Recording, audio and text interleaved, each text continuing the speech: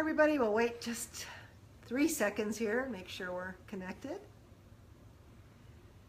There we go.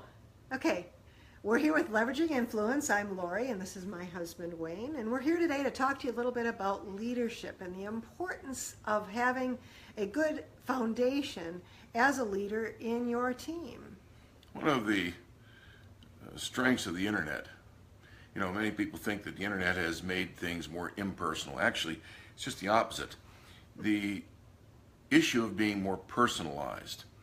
Social media has proven the fact that people get to know a lot more about you and you them. In fact, you can reach out. Obviously, Facebook is the great success story in that area, but there are many areas where social media has demonstrated the fact that the internet has brought people together from all over the world. We call it our Facebook family, actually.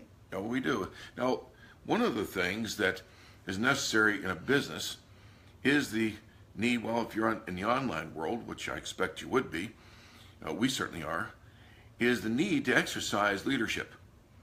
Now, arguably there's two kinds of leaders. In fact, the best-selling author, Liz Wiseman, in her book Multipliers, I think it was a brilliant description of two kinds of leaders. There's one kind of leader that pretty much drains all those around him. In other words, it's not the brilliance. We're not talking about if that person, that man or woman, is actually really a genius in their field.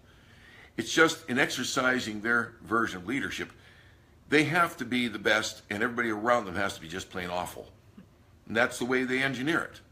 They become, it's a boss like that becomes a tyrant at work. You end up driving people away. You drain them of their creativity, and people don't want to work for that kind of person. They don't want to work with that kind of person. The energy drain is enormous just to be around such a person. And many give up. They don't want to participate. In fact, it could cost them their very business. There's another kind of leader, though, she points out. That's the multiplier. The person who, the genius involved in that kind of leadership is that he spends a lot more time bringing the capacities, the intelligence, the genius, the story out of others. I believe that genius is really underrated. I believe everybody is genius. And I believe that, and because I believe that, maybe we're not geniuses in all areas, certainly nobody can be. But the idea in business is to network with those whose capacities, whose leadership, whose ideas you can help mature. In other words, when you come into the room or when you're in contact with them, the light bulb comes on, the energy begins to flow. They begin to really appreciate, and the current word is connect, because you give them this space. It used to be called elbow room. The space, and I realize the term has become overworked, overused to basically mean freedom, but it really isn't that. Giving somebody their space means you give them the opportunity to exercise the genius, the story they have, the virtues, the character, the capacity, the ideas that are stored up inside them, that have potential, and you as a leader help bring that out. That's a key to building your own business. It's said of John Brandon, who's a top sales executive for Apple, that he's not just a listener with his sales team. Those in his sales team have said that he is an extreme listener.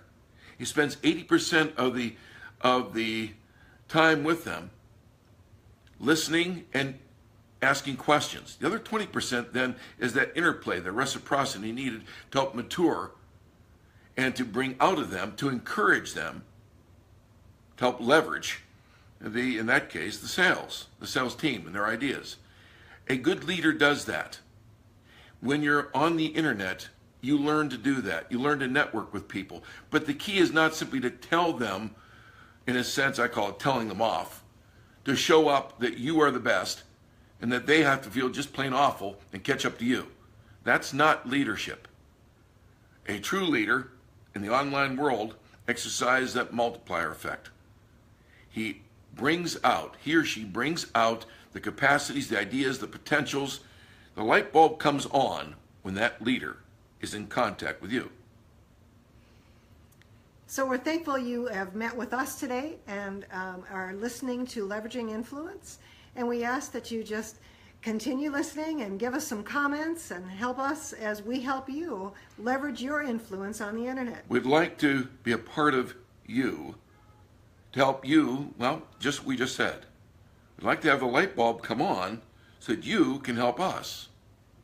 And of course, we reciprocate. That's real networking. Hope this helps. Think about it. And again, thank you. And we're a Facebook family, and we're encouraging you to press on. Thanks for joining us today. God bless.